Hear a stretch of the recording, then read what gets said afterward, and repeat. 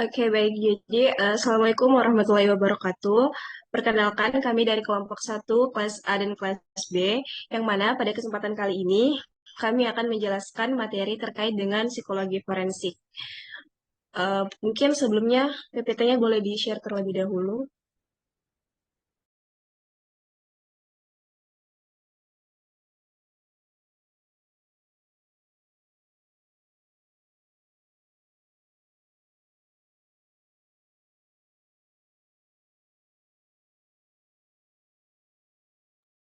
Oke, next.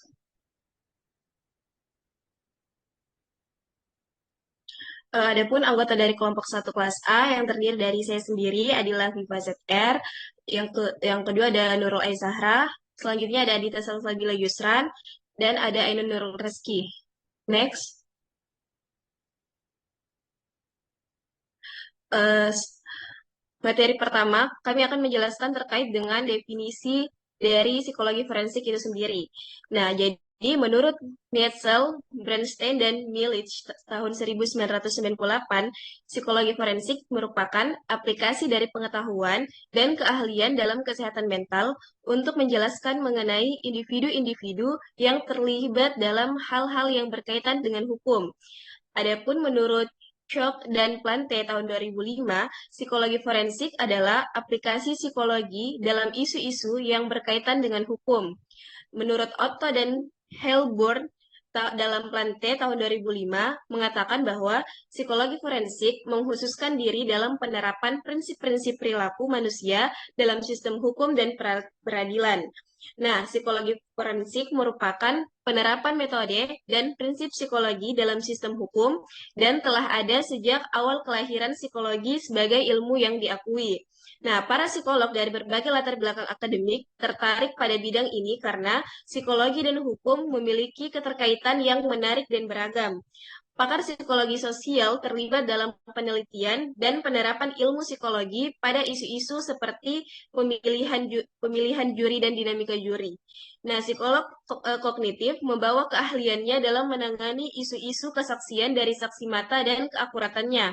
Namun, psikolog klinis itu adalah yang paling memenuhi syarat dan paling sering terlibat dalam kegiatan psikologi forensik karena pelatihan ekstensif mereka dalam bidang asesmen, penanganan, dan psikopatologi. Next. Materi selanjutnya akan dibawakan oleh rekan saya. Oke, selanjutnya ada sejarah psikologi forensik, yang mana psikologi telah berperan dalam membantu pengadilan sejak awal abad ke-20. Psikologi forensik menjadi subdisiplin utama dalam psikologi pada paruh kedua abad ke-20. Hugo adalah salah satu promotor utama penggunaan psikologi dalam sistem hukum.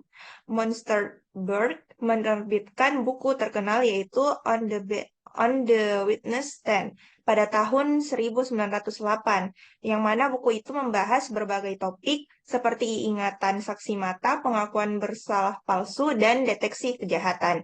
Meskipun agresif dalam mempromosikan psikologi dalam hukum, pendekatan Monsterberg yang kurang ilmiah menyebabkan pengasingan beberapa anggota masyarakat hukum. Kontribusi signifikannya adalah memperlihatkan bagaimana psikologi itu dapat diterapkan dalam sistem hukum. Monster Birds juga mendukung pertumbuhan psikologi forensik dengan menjadi mentor bagi mahasiswa seperti William Marston. Marston memberikan kesaksian dalam sebuah kasus pada tahun 1923, yang mana ia membentuk standar pertama untuk kesaksian ahli, membuka jalan bagi penggunaan ahli psikologi dalam pengadilan secara lebih luas. Selanjutnya akan saya serahkan ke teman saya.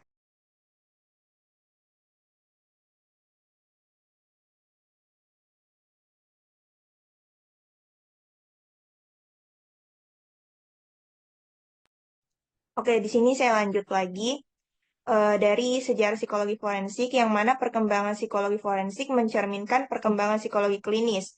Bidang psikologi forensik muncul sekitar akhir abad ke-19, tetapi pertumbuhan signifikan terjadi setelah Perang Dunia Kedua, yang mana meskipun psikologi di Amerika Serikat telah menjadi saksi ahli sejak tahun 1920, mereka jarang menjalankan peran ini hingga berperan dekade Kemudian, pada pertengahan abad ke-20, psikolog melakukan evaluasi untuk membantu pengadilan dalam hal status mental, kompetensi hukum, dan pewarisan terdakwa. Psikolog menyajikan bukti ahli dan dikutip dalam laporan Mahkamah Agung dalam kasus desegregasi sekolah bersejarah pada tahun 1954. Brown v. Board of Education yang menunjukkan efek negatif pemisahan pada kepercayaan diri anak-anak. Adapun tanda-tanda pertumbuhan psikologi forensik dalam beberapa dekade terakhir, termasuk lahirnya jurnal profesional, yaitu standar praktik, program pelatihan, sertifikasi profesional, dan pembentukan asosiasi divisi 41 dari Asosiasi Psikologi Amerika dan Himpunan Psikologi Hukum Amerika. Psikologi forensik telah berkembang pesat dalam 3 dekade terakhir dan telah mencapai tahap sebagai disiplin yang matang. Pekerjaan forensik adalah bidang spesialisasi unik bagi psikolog klinis. Dalam lingkungan ini, psikolog menangani konflik antara pihak-pihak yang bertentangan, berbeda dengan situasi klinis biasa. Para psikolog forensik tidak bertujuan untuk membantu individu, tetapi memberikan informasi kepada sistem hukum. Dalam asesmen forensik, psikolog harus bersikap netral dan objektif, tidak seperti dalam terapi klinis yang biasanya lebih empatik. Kepercayaan dalam hubungan klinis juga tidak selalu ada karena klien mungkin berpura-pura untuk menyembunyikan gangguan mereka. Selanjutnya akan saya serahkan kepada anggota. Baik, selanjutnya kita akan membahas mengenai kegiatan forensik dalam psikolog klinis. Yang pertama itu ada kegiatan asesmen. Nah, asesmen klinis ini adalah salah satu kegiatan yang menonjol di kalangan psikolog klinis yang bekerja di bidang forensik.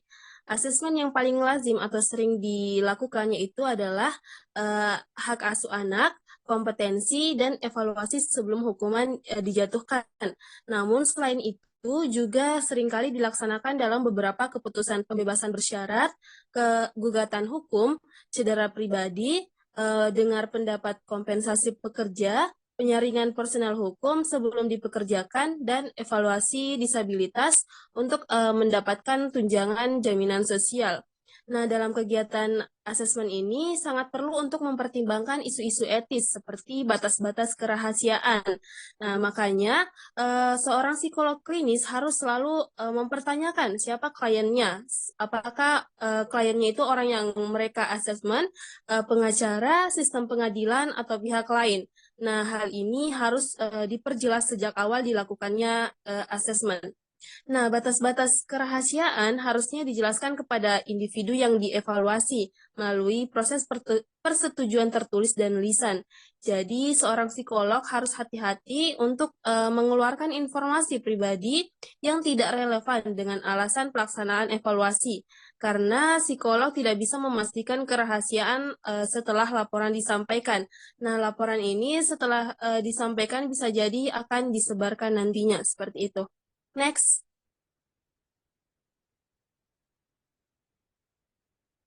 Nah, dalam kegiatan asesmen ini terdapat tes-tes yang direkomendasikan, yaitu tes-tes kepribadian objektif seperti inventory kepribadian multifase Minnesota 2 atau MMPI 2, dan tes-tes kecerdasan dengan reliabilitas dan validitas terbukti, seperti skala intelijensi Wechsler untuk dewasa atau WISE. Nah, adapun tes-tes yang tidak direkomendasikan, yaitu tes-tes kepribadian proyektif seperti tes teknik bercak tinta Rorschach, tes apersepsi tematik atau TAT, dan tes menggambar proyektif. Nah, dalam kegiatan asesmen ini, seorang psikolog klinis perlu memiliki 3 keterampilan asesmen, diantaranya yaitu pengetahuan tentang isu-isu hukum. Nah, pengetahuan tentang isu-isu hukum ini mengenai melibatkan pemahaman tentang tanggung jawab pidana, definisi kompetensi, dan definisi ketidakwarasan. Yang kedua adalah keterampilan dalam menanggapi tuntutan sistem hukum.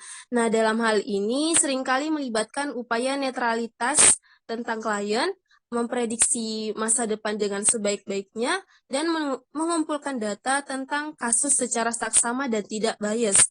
Nah, yang terakhir itu adalah keterampilan yang berkaitan dengan litigasi atau keterlibatan di dalam kasus-kasus pengadilan. Nah, hal ini melibatkan pemahaman tentang strategi masing-masing pengacara, juga memberikan kesaksian yang semestinya dan tunduk pada orang lain yang terlibat di dalam kasus apabila hal tersebut diperlukan. Next.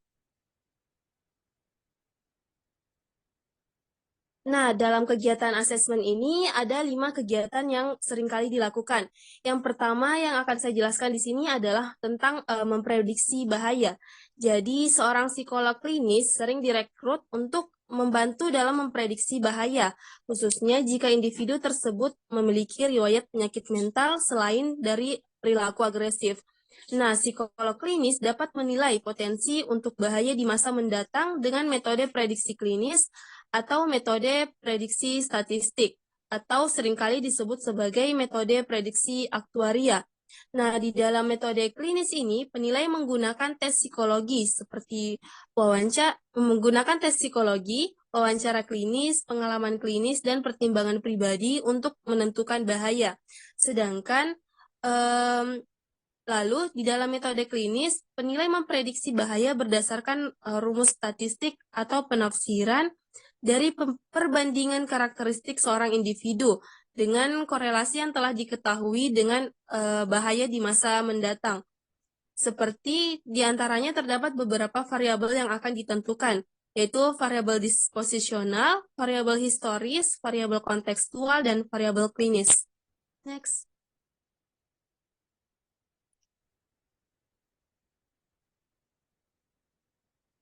Yang kedua adalah kegiatan tentang tidak bersalah karena ketidakwarasan. Jadi, jika individu tidak dapat mengontrol tindakannya akibat sebuah gangguan mental, bahkan jika tindakan tersebut bersifat kriminal, individu tersebut tidak akan dianggap bertanggung jawab atas kejahatannya, namun akan dinyatakan tidak bersalah karena ketidakwarasan. Jadi, asesmen psikolog klinis ini Jadi, asesmen psikolog klinis atas keadaan mental seorang terdakwa pada saat tindak kejahatan dilakukan dapat menjadi salah satu komponen krusial dalam proses hukum. Nah, adapun kesalahpahaman yang sering terjadi dalam kasus ini adalah pertama, publik umum mungkin berpikir bahwa pembelaan ini seringkali digunakan. Yang kedua, orang-orang mungkin berpikir bahwa pembelaan seperti ini seringkali berhasil.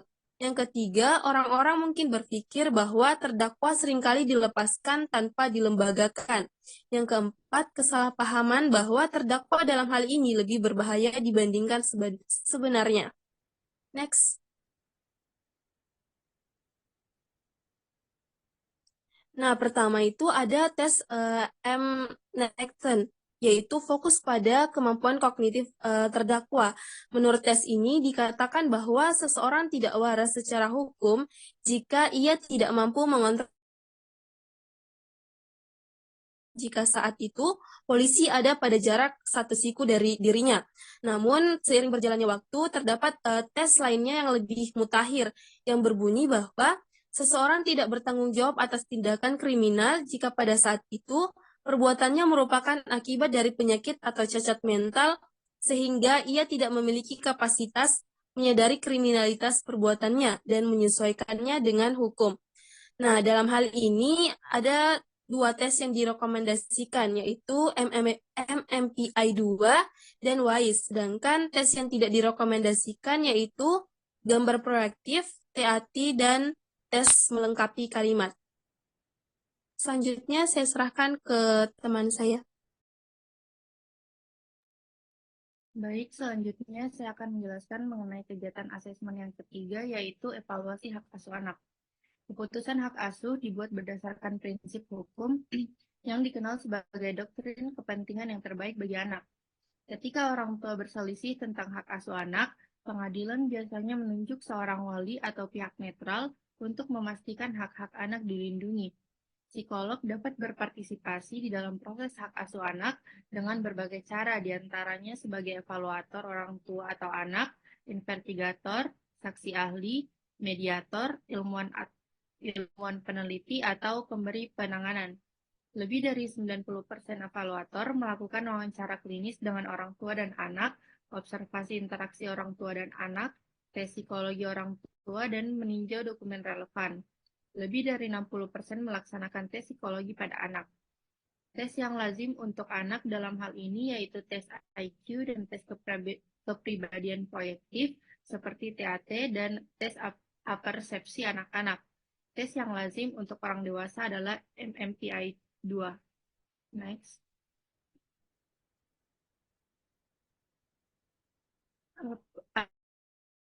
Adapun pedoman melaksanakan evaluasi hak asuh anak. Pedoman orientasi tujuan evaluasi hak asuh anak. Yang pertama, tujuan utama evaluasi adalah untuk menilai kepentingan psikologis yang terbaik bagi anak. Kepentingan dan kesejahteraan anak adalah yang terpenting. Fokus evaluasi adalah pada kapasitas parenting, kebutuhan psikologis, dan perkembangan anak kesehatannya. Selanjutnya, pedoman umum persiapan untuk evaluasi hak asuh anak. Peran psikolog adalah sebagai ahli profesional yang berusaha menjaga sikap objektif dan tidak memihak. Psikolog mencapai kompetensi spesialisasi. Psikolog menyadari tentang bias pribadi dan bias masyarakat dan terlibat dalam praktik yang tidak diskriminatif. Psikolog menghindari hubungan ganda.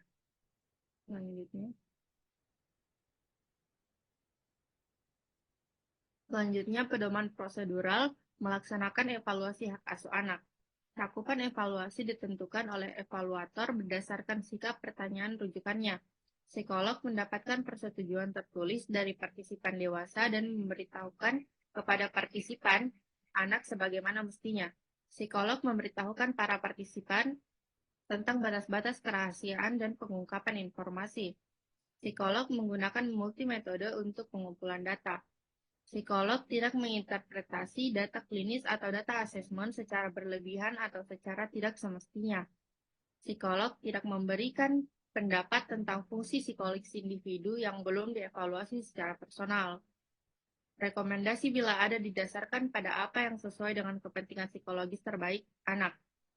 Psikolog mengklarifikasi peraturan keuangan, dan psikolog membuat catatan tertulis.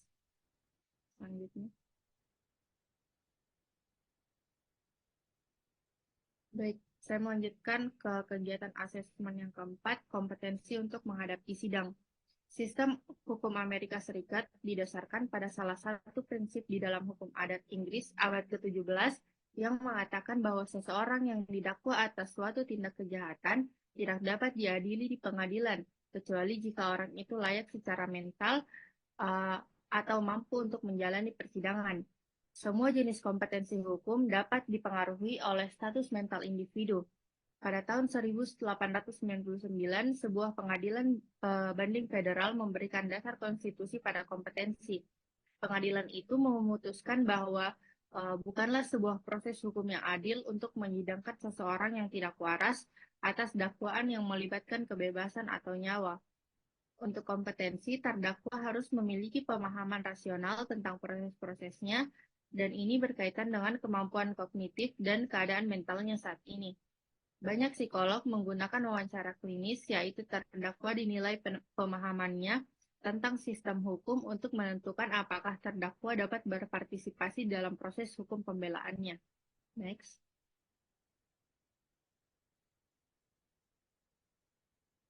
Sebagian pakar di bidang ini merekomendasikan sebuah evaluasi fungsional kompetensi yang didasarkan pada ide bahwa kompetensi untuk menghadapi persidangan bergantung pada tuntutan kognitif dan psikologis kasus yang bersangkutan.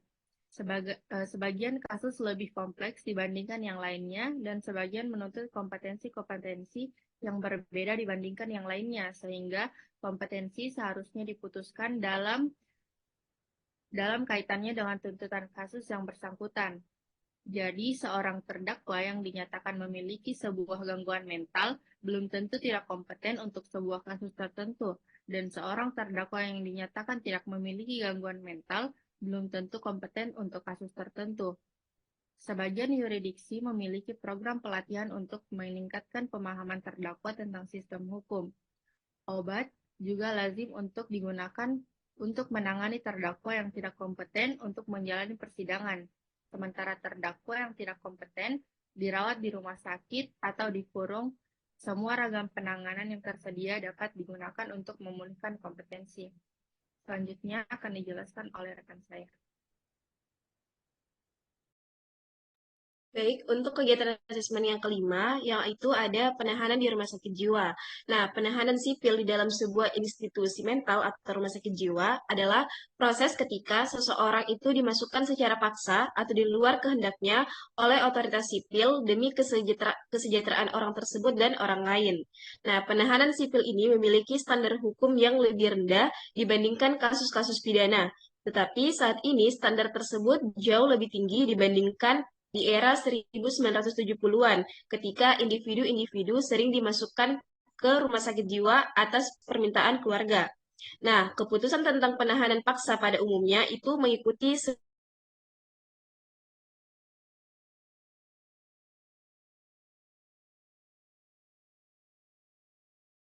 ditentukan oleh seorang klinis atau otoritas lain, tetapi persetujuan pengadilan dibutuhkan untuk penahanan berkelanjutan. Nah, seluruh negara bagian memiliki kriteria untuk penahanan paksa yang mengharuskan terpenuhinya beberapa syarat-syarat. Next.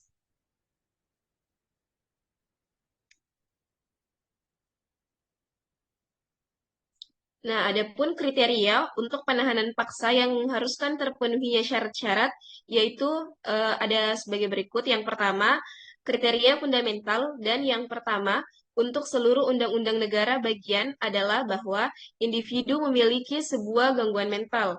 Yang kedua, sebagian undang-undang mensyaratkan bahwa orang itu tidak mampu memahami kebutuhan akan penanganan akibat gangguan yang dideritanya. Yang ketiga, orang itu harus berbahaya bagi dirinya sendiri atau orang lain karena gangguan mentalnya tersebut. Yang keempat, ada sebagian besar negara bagian juga mempertimbangkan kemampuan individu untuk mengurus kebutuhan-kebutuhan dasar sebagai bagian dari kriteria penahanan. Yang kelima, sebagian negara bagian mensyaratkan bahwa ada kebutuhan akan penanganan atau perawatan. Dan syarat yang terakhir yaitu penahanan harus terjadi di lingkungan yang setidaknya membatasi. Nah, untuk materi selanjutnya akan dijelaskan oleh kelompok 1 kelas B.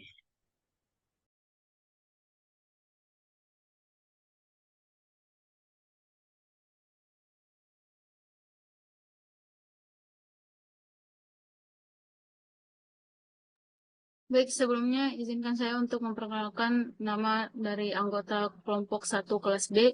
Yang pertama ada Alia Zafira, itu saya sendiri. Yang kedua ada Anastasia. Yang ketiga ada Andi Desvita Aisyah Pipianti. Dan yang keempat ada Rahman Abidin.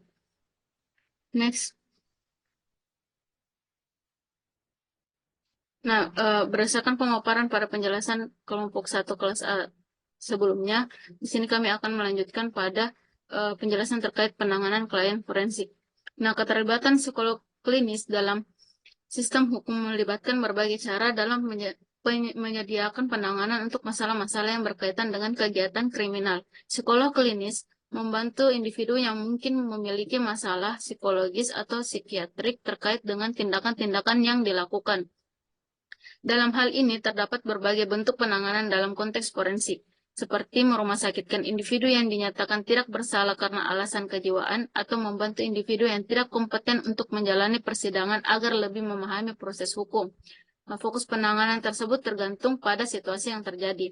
Psikolog klinis juga terlibat dalam penanganan individu yang dipenjara dengan pendekatan yang berbeda tergantung pada kebutuhan individu. Dalam hal ini juga terdapat upaya-upaya untuk membantu individu mengatasi masalah emosional dan perilaku yang berkontribusi pada perilaku kriminal. Hal tersebut pun bisa melibatkan manajemen krisis untuk situasi darurat, perawatan jangka panjang untuk masalah yang lebih menetap seperti skizofrenia, atau psikoterapi untuk membantu individu dalam mengatasi masalah mereka. Program-program khusus juga tersedia seperti program rehabilitasi untuk pelaku kejahatan seksual dengan tujuan utama mengurangi kemungkinan kembali terjadinya kejahatan yang telah dilakukan. Next. Nah, saksi ahli. Saksi ahli seperti psikolog klinis, psikiater, dan pekerja sosial seringkali memberikan kesaksian tentang isu-isu kesehatan mental di pengadilan. Mereka terlibat dalam lebih dari 1 juta kasus per tahun. Meskipun ada skeptisme terhadap peran psikologi dalam hukum, penting bagi ahli untuk memberikan kesaksian yang berdasarkan data. Adapun proses seleksi saksi ahli disebut voir dire dengan tujuan memeriksa kredensial dan pengalaman ahli. Para psikolog klinis, psikiater, atau pekerja sosial diizinkan untuk memberikan jenis kesaksian yang berbeda dari saksi awam, termasuk fakta, inferensi, dan informasi ilmiah yang berkontribusi pada pertimbangan kasus. Adapun salah satu tantangan utama bagi psikolog klinis sebagai saksi ahli adalah ketika kesaksiannya diterima oleh pengadilan. Next. Adapun hak-hak pasien, Undang-Undang Penahanan Sipil di Rumah Sakit Jiwa telah mengalami evolusi dari masa ke masa, dari proses yang lebih terpusat pada otoritas medis hingga perlindungan hak-hak individu atau pasien yang lebih luas. Nah, pengadilan juga telah memperluas hak-hak pasien untuk memastikan kondisi penahanan yang aman, kebebasan dari pengekangan yang tidak wajar, dan hak untuk menolak pengobatan dengan beberapa pengecualian tertentu. Nah, dalam hal ini, peran psikolog klinis juga menjadi sangat penting dalam menilai bahaya untuk menentukan kebutuhan penahanan sipil dan perlindungan hak-hak pasien.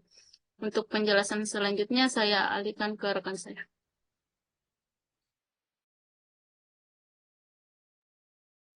Konsultasi dengan penegak hukum. Seiring dengan berjalannya waktu, psikolog klinis semakin banyak bekerja dengan lembaga penegak hukum untuk berbagai tugas, seperti evaluasi calon petugas, memberikan intervensi terapeutik kepada petugas yang mengalami stres atau trauma pekerjaan, dan memberikan pelatihan di bidang-bidang tertentu.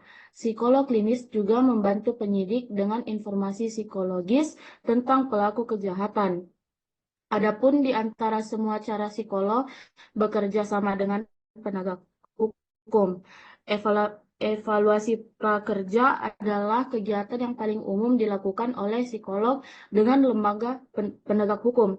Meskipun evaluasi semacam itu memiliki keterbatasan, akan tetapi penggunaan tes psikologis dalam proses seleksi dapat dihadapi dengan masalah, seperti upaya calon untuk menyajikan diri mereka dengan cara yang dianggap baik. Adapun kode etiknya yaitu pasal 56 hukum dan komitmen terhadap kode etik. Psikologi forensik merujuk pada cabang psikologi yang terkait dengan sistem hukum, khususnya dalam konteks peradilan pidana. Ahli psikologi forensik melakukan penelitian yang berkaitan dengan aspek-aspek psikologis individu dalam proses hukum, terutama di dalam pengadilan pidana. Psikolog atau ilmuwan psikologi yang bekerja dalam bidang psikologi forensik diwajibkan memahami hukum di Indonesia dan bagaimana hukum tersebut memengaruhi peran, tanggung jawab, wewenang, dan hak mereka. Para psikolog atau ilmuwan psikologi menyadari adanya potensi konflik antara kebutuhan untuk menyampaikan informasi dan pendapat dengan kewajiban untuk mematuhi hukum yang berlaku sesuai dengan sistem hukum yang berlaku. Pasal 57 kompetensi. Praktik psikologi forensik yang meliputi penanganan kasus yang membutuhkan pemeriksaan psikologis, terutama dalam peradilan pidana, memerlukan kompetensi sesuai standar psikologi forensik, pemahaman terhadap sistem hukum Indonesia, dan ketaatan pada kode etik psikologi. Praktik psikologi forensik, terutama dalam konteks peradilan pidana, membutuhkan kompetensi sesuai standar psikologi forensik, pemahaman terhadap sistem hukum Indonesia, dan ketaatan pada kode etik psikologi. Ilmuwan psikologi forensik yang melakukan penelitian terkait aspek-aspek psikologis manusia dalam proses hukum harus memahami sistem hukum di Indonesia dan beroperasi sesuai dengan kode etik psikologi, terutama dalam konteks penelitian. Pasal 58, tanggung jawab, wewenang, dan hak.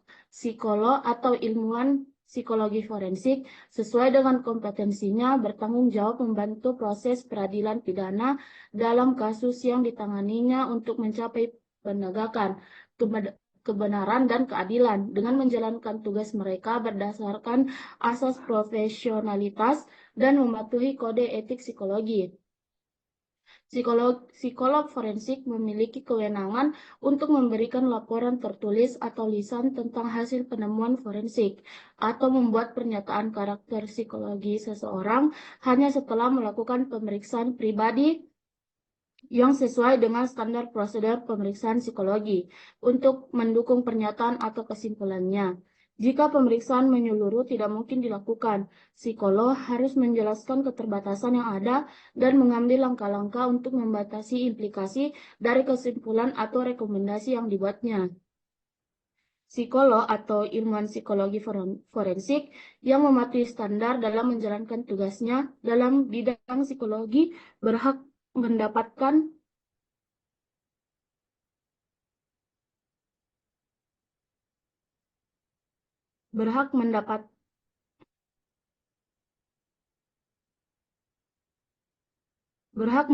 perlindungan dari HIMSI jika mengalami masalah hukum.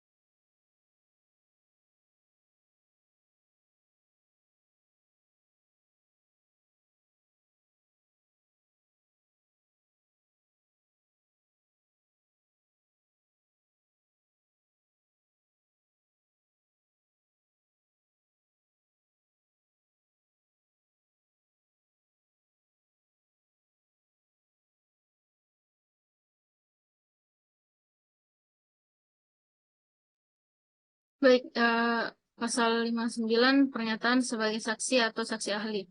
Nah, sebagai saksi atau saksi ahli, psikolog bertujuan untuk menegakkan kebenaran dan keadilan dengan menyusun hasil penemuan psikologi forensik atau membuat pernyataan mengenai karakter psikologi seseorang sesuai dengan standar pemeriksaan psikologi. Nah, yang kedua, dalam situasi di pengadilan, psikolog berupaya menyelesaikan konflik antara kebutuhan menyampaikan pendapat dan keharusan mengikuti aturan hukum dengan menunjukkan komitmen terhadap kode etik dan mengambil langkah-langkah untuk mengatasi konflik secara dapat diterima. Nah, dalam situasi di mana terdapat lebih dari satu saksi atau saksi ahli psikolog, mereka harus mematuhi prinsip hubungan profesional sesuai dengan pasal 19 dalam buku kode etik. Psikolog atau ilmuwan psikologi saat memberikan kesaksian atau pendapat sebagai saksi atau saksi ahli yang diizinkan oleh hukum yang berlaku di Indonesia harus tetap mempertahankan sikap profesional dalam menyampaikan pandangan serta meminimalkan kemungkinan terjadinya konflik antara pihak-pihak yang terlibat. Next.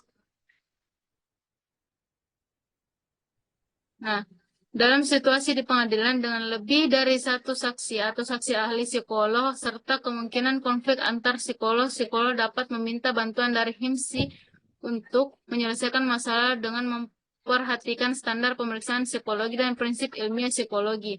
Dalam kasus di mana lebih dari satu saksi atau saksi ahli dari bidang psikologi dan profesi lain hadir, serta terjadi kemungkinan konflik antara psikolog dan profesi lain tersebut. Psikolog dapat meminta bantuan dari HIMSI untuk menyelesaikan masalah tersebut dengan berdiskusi bersama organisasi profesi yang menjadi payung profesi lain tersebut. Oke, selanjutnya saya alihkan ke rekan saya. Oke, baik. Yang selanjutnya itu ada pasal 60, di mana peran majemuk dan profesional psikolog dan atau ilmuwan psikolog. Yang pertama itu ada psikolog atau ilmuwan psikolog menghindari peran majemuk dalam bidang forensik. Dan jikapun itu terpaksa, seperti menjadi konsultan, ahli, atau saksi di pengadilan, mereka harus dengan jelas menegaskan peran masing-masing mereka sejak awal untuk menjaga profesionalitas, objektivitas, serta mencegah dan meminimalkan kesalahpahaman pihak lain terkait dengan peran ganda mereka. Terus yang kedua ada psikolog atau ilmuwan psikolog yang memiliki hubungan profesional sebelumnya dengan individu yang sedang diperiksa tidak terhalang untuk memberikan kesaksian atau pendapatnya sebagai ahli dengan tetap mempertimbangkan aturan hukum yang berlaku, namun harus tetap mempertahankan sikap profesional dalam memberikan pandangan serta berupaya menjaga atau meminimalkan terjadinya konflik antara pihak-pihak yang terlibat. Terus yang selanjutnya, ilmuwan psikolog memiliki kewajiban untuk memahami dan mengikuti kode etik serta penerapannya. Dengan ketidakpahaman terhadap kode etik tidak dapat dijadikan alasan untuk membela diri ketika melakukan kesalahan atau pelanggaran. Nah, yang selanjutnya itu Pasal 61, yaitu pernyataan melalui media terkait dengan psikologi forensik. Yang pertama, hanya psikolog yang melakukan pemeriksaan psikologi terhadap kasus hukum yang ditanganinya yang berhak memberikan pernyataan di media mengenai kasus tersebut. Yang selanjutnya, psikolog dapat memberikan pernyataan di media tentang fenomena yang terjadi dalam masyarakat. Namun, jika tanpa melakukan pemeriksaan psikologis harus jelas disampaikan kepada media dengan pernyataan bersifat umum dan didasarkan pada prinsip psikologi yang sesuai dengan teori atau aliran yang diikuti, serta mempertimbangkan kepentingan masyarakat, hak subjek yang diperiksa, dan batasan kerahasiaan sesuai dengan kode etik. Selanjutnya itu kita masuk pada contoh kasus, yaitu contoh kasus racun sianida pada kopi Mirna. Nah, salah satu subjeknya di sini yaitu Wayan Mirna Salihin. Dia tewas usai meminum es kopi Vietnam yang dipesankan oleh Jessica Kumala Wongso pada Januari 2016. Setelah dilakukan pemeriksaan forensik, ternyata Mirna atau korban ini menenggak kopi yang bersianida. Selanjutnya, saat hendak dilakukan otopsi, keluarga si korban ini menolak sehingga tim dokter dari forensik saat itu hanya memeriksa beberapa organ tubuh Mirna dan mengambil sampelnya. Lalu beberapa organ yang diperiksa itu diantaranya ada lambung, hati, liver, empedu, serta urin korban. Ahli forensik menemukan lambung Mirna mengalami korosi atau luka akibat zat asam dari sianida. Dalam lambungnya juga itu terdapat 0,2 mg sianida yang masih tersisa. Lalu dokter juga menemukan adanya pembengkakan dalam bibir Mirna akibat sianida. Racun tersebut masuk ke dalam lambung korban, kemudian diserap oleh darah dan mengikat oksigen. Akibatnya, pasokan oksigen yang diproduksi darah tidak terdistribusi ke seluruh organ tubuh si korban. Nah, hal tersebut menyebabkan otak korban kekurangan oksigen dan berakibat kejang-kejang. Nah, kekurangan oksigen juga membuat jantung korban tersebut berhenti sehingga berdampak pada kematian. Selanjutnya, saya kembalikan kepada moderator.